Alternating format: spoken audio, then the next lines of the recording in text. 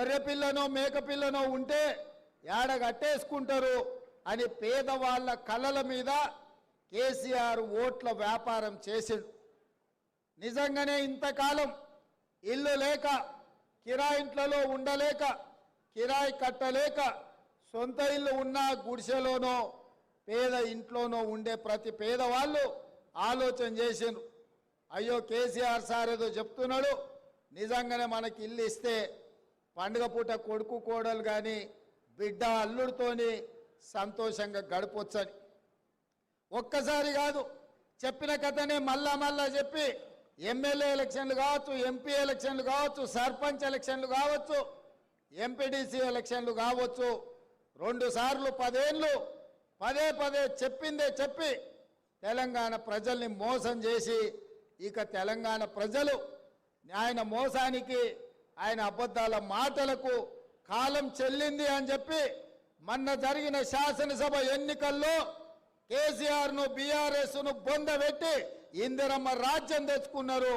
అందుకే ఈరోజు ఇచ్చిన మాట నిలబెట్టుకోవడానికి ఇంత బ్రహ్మాండమైన కార్యక్రమం ఇవాళ ఖమ్మం జిల్లాలో భద్రాద్రి రామచంద్రుడి ఆశీర్వాదంతో ప్రారంభించుకున్నాం. ఇవాళ కాంగ్రెస్ పార్టీకి ఖమ్మం జిల్లాకు ఒక బలమైన బంధం ఉన్నది.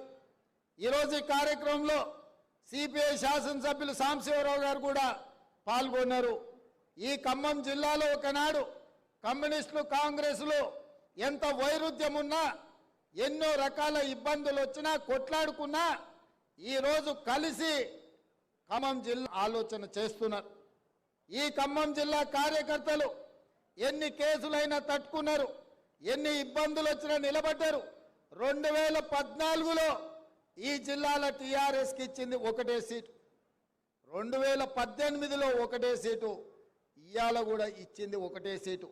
అంటే మొదటి నుంచి ఈ జిల్లా ప్రజలు కేసీఆర్ను నమ్మలే. కేసీఆర్ మాటలకు ఇక్కడున్న ప్రజలు ఎవరు లొంగలే.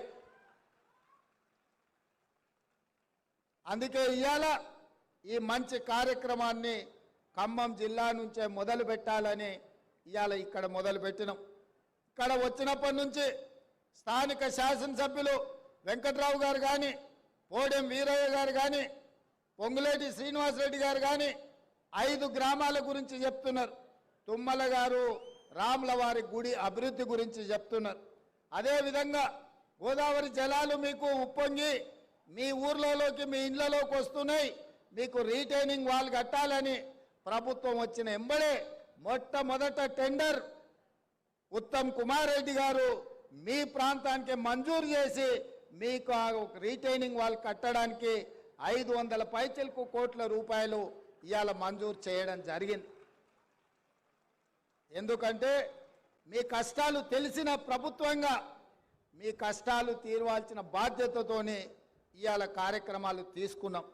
అందుకే మిత్రులారా, ఆనాడు రాజశేఖర రెడ్డి గారు ఉన్నప్పుడు ఇచ్చిన ఇందిరమ్మ ఇండ్లే ఈరోజు గ్రామాలలో పేదవాళ్ళు ఉన్నారు. కానీ మరి ఆ ఎల్లా 2 ఏళ్ల పిల్లగాడు ఇవాళ 25 ఏళ్ళకు వచ్చిండు, పెళ్ళి అయింది, ఆయనకు కూడా పిల్లలయ్యే పరిస్థితి వచ్చింది. మరి తల్లిదండ్రులు పిల్లలు పెళ్ళైనోళ్ళు కుటుంబం పెద్దగా అయినప్పుడు పిల్లలకు కూడా సొంత ఇండ్లు కావాల్సిన పరిస్థితి. పేదవాళ్ళు ఇవాళ పిల్లలకు పెళ్లి చేస్తే వాళ్ళు కూడా ఆత్మగౌరవంతో బ్రతకాలని ఆలోచన చేస్తారు. అందుకే ప్రతి శాసనసభ నియోజకవర్గానికి 3500 ఇండ్లు ఇచ్చి పేదవాళ్లకు ఇవాళ అందుబాటులోకి మన ప్రభుత్వం ఇందిరమ్మ ఇండ్లు తీసుకొచ్చింది. మిత్రులారా, ఇవాళ ఆలోచన చేయండి. ప్రభుత్వం వచ్చి 92 రోజులైంది. వచ్చిన 48 గంటల్లోనే ఆడబిడ్డల్ని ఆర్టీసీ బస్సుల్లో ఉచితంగా రాష్ట్రంలో ఏ మూలకెళ్ళినా అనా పైసా ఖర్చు లేకుండా ఇవాళ కార్యక్రమాన్ని చేపట్టడం జరిగింది.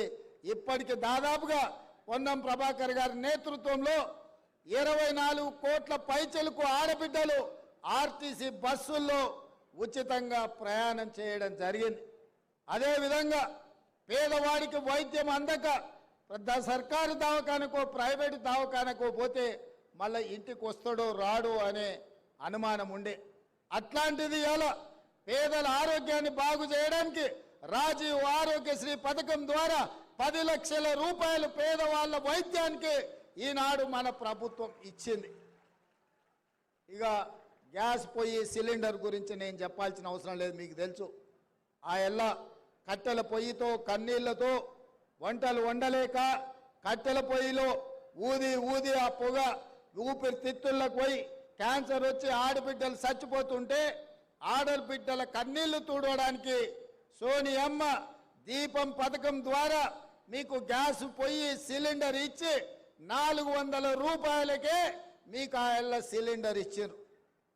మరి వెనక్కి తిరిగి చూస్తే 15 ఏళ్ళల్లో మోడీ గారు వచ్చిండ్రు, కేసీఆర్ గారు వచ్చారు.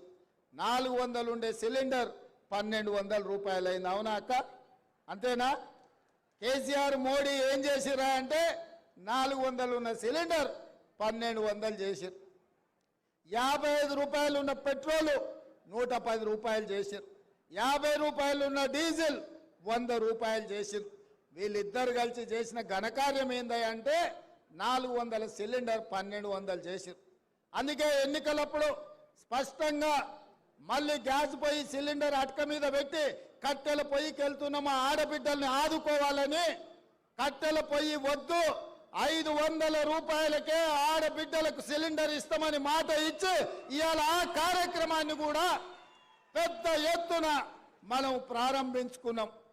అదేవిధంగా వ్యవసాయానికే ఉచిత కరెంటు ఉన్నది, భూమి లేనోళ్లకు మరి కష్టాలు లేవా, మీరెందుకు వాళ్ళ గురించి ఆలోచన చేస్తలేరు అని బట్టి విక్రమార్క గారు ఆదిలాబాద్ నుంచి ఖమ్మం వరకు పాదయాత్ర చేసినప్పుడు పేదోళ్ళు వారి దృష్టికి తీసుకొచ్చారు.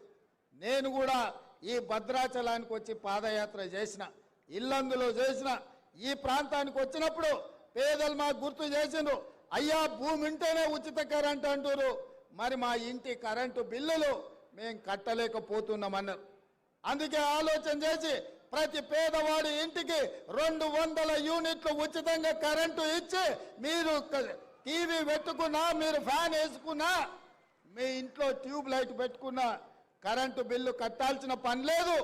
మా ఆడబిడ్డలు రూపాయి కూడబెట్టి కరెంటు బిల్లు కట్టాల్సిన అవసరం లేదు అని చెప్పి ఇవాళ 200 యూనిట్ల వరకు ఉచితంగా పేదల ఇంటికి కరెంటు ఇచ్చి మీ ఇళ్లలో వెలుగులు నింపాలన్న ఆలోచన ఈ ఇందిరమ్మ రాజ్యంలో కాంగ్రెస్ ప్రభుత్వం చేస్తున్నది.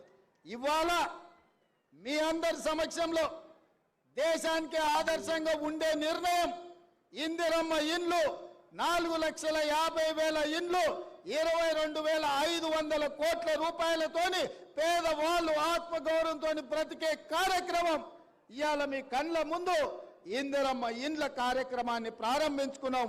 ఇది గొప్ప కార్యక్రమం, పేదవాళ్లకు న్యాయం జరిగే కార్యక్రమం.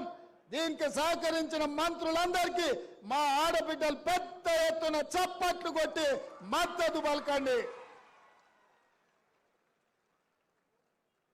ఇల్లు వస్తే ఇంటామనే సంతోషంగా ఉంటుంది. ఇంటాయన అక్కడక్కడ తిరిగి వస్తాడు, సాయంత్రం బెల్ట్ షాప్ కాడికి పోయి వస్తాడు. ఏమక్క అంతేనా? నగదు ఆడబిడ్డ దగ్గర ఉంటే పిల్లల చదువులకు వాడుతుంది, పాలకో పెరుగుకో ఇంటి మంచి పనికి వాడుతుంది. ఇంటాయన చేతులు ఉంటే సాయంత్రం పోయి చక్క బెల్ట్ షాపులు ఇచ్చి వస్తాడు. ఇక ఇల్లు కూడబెట్టేది లేదు, ఇల్లు కట్టేది లేదు. అవునా? అందుకే ఇవాళ మా ఆడబిడ్డలు మా అక్కలు సంతోషంగా ఉండాలి అని అంటే మేము ఆర్థిక మంత్రి గారిని అడగంగానే 22,500 కోట్ల రూపాయలు ఇచ్చి ఆడబిడ్డలు ఆదుకుందాం, అండగా నిలబడతామని ఇవాళ ఈ ఇందిరమ్మ ఇండ్ల కార్యక్రమం వేలాది మంది ఆడబిడ్డల సౌఖ్య భద్రత కార్డు ఇస్తా అన్నాడు, ఇయ్యలే. ఇండ్ల పట్టాలు ఇస్తా అన్నాడు, ఇయ్యలే కేసీఆర్. మరి చాలా మంది నాకు తెలిసి ఇక్కడోళ్ళే పేదోళ్ళే ఇక్కడ ఉన్నారు. అవునా? మీకు కూడా ఇస్తాను నాయన, జర గట్టిగా సప్పట్లు కొట్టుర్రి మా అక్కలతో పాటు. పోకే ఇందిరమ్మ ఇండ్లు ఇస్తామని చెప్పి నేను ఈ సందర్భంగా తెలియజేస్తున్నా.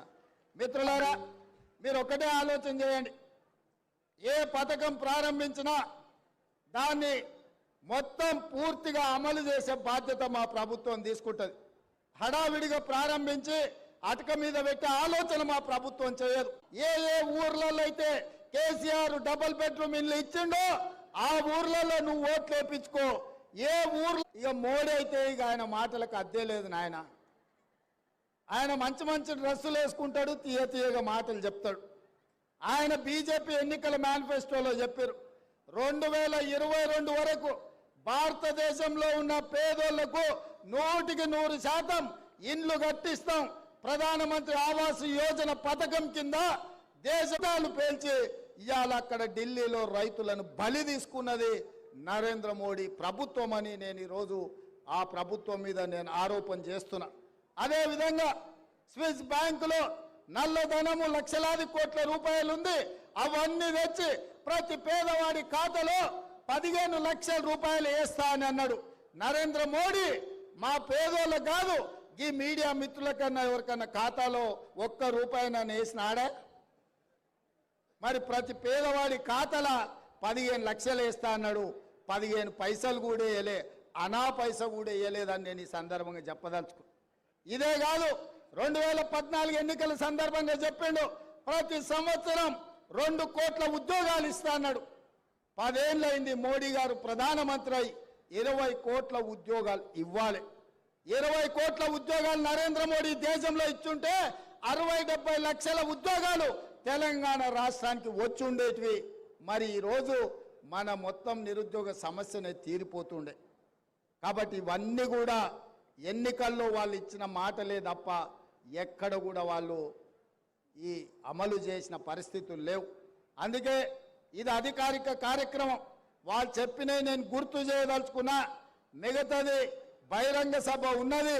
ఆ బహిరంగ సభలో అడుగుతాం, వీళ్ళిద్దరిని కడుగుతాం, బండకేసి ఉతుకుతామని కార్యక్రమాన్ని ప్రారంభించి ఖమ్మం జిల్లా ఎప్పుడు కూడా కాంగ్రెస్ పార్టీకి మా ప్రభుత్వానికి ప్రత్యేక స్థానం ఉంది.